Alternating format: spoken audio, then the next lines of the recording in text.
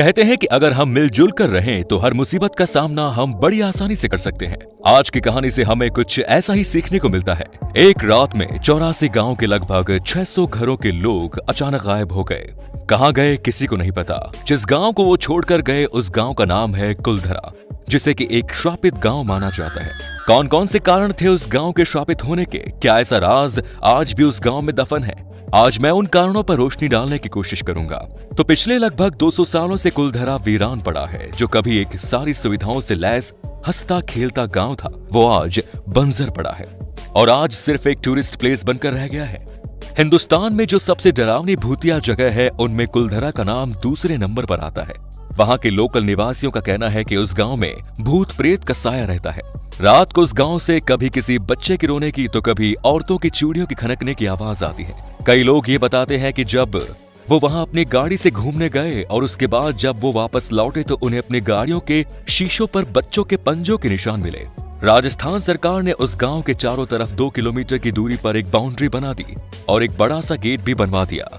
अब कोई भी वहां के दिन में तो घूमने जा सकता है, पर सूरज ढलते ही आपको वहां से जाने के लिए कह दिया जाएगा। शाम को 4 बजे के बाद आप वहां बिल्कुल नहीं रुक सकते हैं और यहाँ तक कि रात में वहां कोई गार्ड भी नहीं रुकता। अगर इतिहासकारों की बात करें तो वो भी इस बात को सच मानते हैं, जिस तरह ये गांव एक रात में खाली हो गया। हालांकि भूत प्रेत वाली बातों को वो नकार देते हैं। राजस्थान के जैसलमेर शहर, जिसे कि गोल्डन सिटी भी कहा जाता है, बहुत ही खूबसूरत शहर है। वहां की हर चीज, चाहे वो मकान हो, दुकान हो या कोई और इमारत या कोई वहां का मशहूर किला, सभी चीजें आपको गोल्डन येलो कलर की मिलेगी। जैसे ही सुबह की पहली किरण जैसलमेर में पड़ती है, पूरा शहर सोने की तरह चमकने लगता है। इसलिए जैसलमेर को सोने का शहर भी कहा जाता है। जैसलमेर से महज 18 किलोमीटर की दूरी पर यह कुलधरा गांव बसा हुआ है। जैसलमेर से कुलधरा का सफर बहुत ही वीरान सा है। यहाँ पर पूरा रोड आपको सुनसान मिलेगा। आपको बड़ी ही मुश्किल से 6 किलोमीटर बाद आपकी गाड़ी के अलावा कोई और दूसरी गाड़ी दिखेगी। जब आप वहां पहुंचेंगे तो गेट से एंट्री करते ही आपको कुछ अजीब सा महसूस होगा। ऐसा लगेगा कि जैसे कि मानो किसी दूसरी दुनिया में आ गए हो और अचानक से तापमान में गिरावट आने लगेगी। अगर आप गर्मियों की दोपहर में भी वहां जाएंगे तो आपको गर्मी का एहसास नहीं होगा। वहां पर घूमने गए लोग बताते हैं कि कई बार उन्हें ऐसा लगता है जैसे किसी ने उनके कंधे पर हाथ रखा हो। ऐसा लगता है मानो कुछ औरतें वहां बैठकर हंसी ठिठोली कर रही हो और लोगों की चहलकदमी की आवाज अक्सर वहां आती रहती है। इतिहासकारों और वहां के स्थानीय लोगों का कहना है कि लगभग सन 1291 में जैसलमेर से 18 किलोमीटर दूर कुछ किलोमीटर के एरिया में पालीवाल ब्राह्मणों ने इस गांव कुलधरा को बसाया था और वहां पर 84 गांव के 600 घरों के लोग एक साथ मिलजुल कर रहते थे। पालीवाल जाति के लोग बहुत ही होनहार, पढ़े लिखे, रईस और बहुत ही मेहनती थे। इन लोगों का दिमाग बहुत ही तेज था और ये लोग अच्छे वैज्ञानिक भी माने जाते थे। इन लोगों ने उस जमाने में बहुत ही नई तकनीकों का इजाद किया। इन्होंने बहुत ही वैज्ञानिक तरीके से अपने घर बनाए और काफी घर आज भी वहां मौजूद हैं और ये अभी भी बिल्कुल नए जैसे लगते हैं। गर्मी में 45 डिग्री के तापमान में भी उन घरों के अंदर ठंडी हवा आती है और आपको ये महसूस भी होगा अगर आप वहां उन घरों में जाएंगे तो। पालीवाल लोगों का मेन पेशा जानवरों को पालना और खेती करना था। पालीवालों ने एक ऐसी तकनीक इजाद की थी कि बारिश का पानी रेत में गुम नहीं होता था, बल्कि ये एक साथ गहराई पर जमा हो जाता था, जिसकी वजह से बहथार जैसे वीरान रेगिस्तान में भी फसल उगाने में कामयाब हुए। वो भी कोई मामूली फसल नहीं बल्कि उम्दा किस्म की फसलें। उन्होंने वहां पर कई बावड़ी और तालाब भी बनाए जिसमें वो अच्छी खेती करते थे, जो कि आज भी आपको वहां देखने को मिल जाएगा। तो आखिर ऐसा क्या हुआ कि इतना उन्नत और विकसित गांव एक रात में ही वीरान हो गया? दरअसल उसका कारण था जैसलमेर का दीवान सालम सिंह। सालम सिंह एक बहुत ही क्रूर दीवान था और कुलधरा गांव भी उसी के प्रशासन में आता था और उसके क्रूर होने के पीछे भी एक कहानी है। दरअसल जब वो 11 साल का था तब उसी की नजरों के सामने उसके पिता की गर्दन काट दी गई किसी राजद्रोह के आरोप में। उसके पिता भी जैसलमेर के सोनार किले में दीवान थे। उसी घटना ने सालम सिंह को इतना क्रूर और निर्दयी बना दिया। एक बार सालम सिंह कुलधरा गांव का दौरा कर रहा था तो अचानक उसकी नजर वहां के पुजारी की बेटी पर पड़ी और उसकी नीयत खराब हो गई। उस लड़की को पाने के लिए उसने बहुत कोशिश की और अलग अलग तरह के लगान लगाए ताकि पालीवाल ब्राह्मण उसके सामने झुके और वो अपनी मंशा पूरी कर सके। पर पालीवाल ब्राह्मण बहुत ही उन्नत और रईस थे और इस वजह से उसकी ये चाल कामयाब नहीं हो पाई। यहाँ तक कि उसने कई बार उस लड़की को उठाने की कोशिश भी की, पर वो उसमें भी कामयाब नहीं हो पाया। आखिरकार जब उसे कोई भी कामयाबी हासिल नहीं हुई और उस लड़की को पाने की चाहत उसके मन में इतनी बढ़ गई थी कि उसने सीधा उस गांव में संदेश भिजवा डाला कि अगले पूर्णमासी की रात तक उस लड़की को सालम सिंह की हवेली पर पहुंचा दो, वरना अगले दिन वो अपने सैनिकों के साथ उस गांव पर हमला कर देगा। ये सुनकर पालीवाल लोग बहुत परेशान हो गए।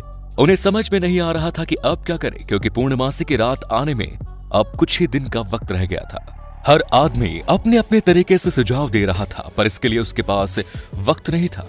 उसके बाद गांव में पंचायत बुलाने का फैसला हुआ और उसी दिन सारे 84 गांव के लोग एक मंदिर में इकट्ठा हुए। उसके बाद अलग अलग लोगों से राय ली गई।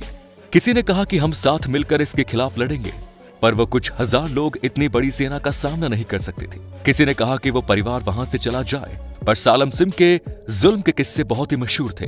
अंत में सभी 84 गांव के लोगों ने एक मत से फैसला लिया कि वो सभी एक साथ उस गांव को छोड़कर वहां से खामोशी से चले जाएंगे। उनका कहना था कि हम अपनी इज्जत का सौदा नहीं करेंगे, चाहे कुछ भी हो जाए। शायद यही फर्क था उस टाइम के लोगों में और आज के लोगों में। वो सारे लोग जिस तरह से एक लड़के की इज्जत को बचाने के लिए एक साथ आ गए, ये अपने आप में एक मिसाल है। और आजकल के लोगों को सिर्फ अपने आप से मतलब रहता है, चाहे उसके पड़ोसी के साथ कुछ ही गलत क्यों ना हो रहा हो, उससे उसे कोई फर्क नहीं पड़ता।